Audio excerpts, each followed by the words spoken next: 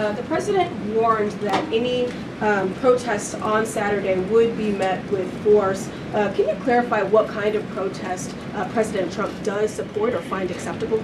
The president absolutely supports peaceful protests. He supports the First Amendment. He supports the right of Americans to make their voices heard. He does not support violence of any kind. He does not support assaulting law enforcement officers who are simply trying to do their job. It's very clear for the president what he supports and what he does not. Unfortunately for Democrats, that line has not been made clear, and they've allowed this unrest and this violence to continue, and the president has had to step in. So if there were peaceful protests on Saturday for the military parade, President Trump would allow that? Of course the president supports peaceful protests. What a stupid question. In the president's comments yesterday, though, he just said protesters would be strongly dealt with.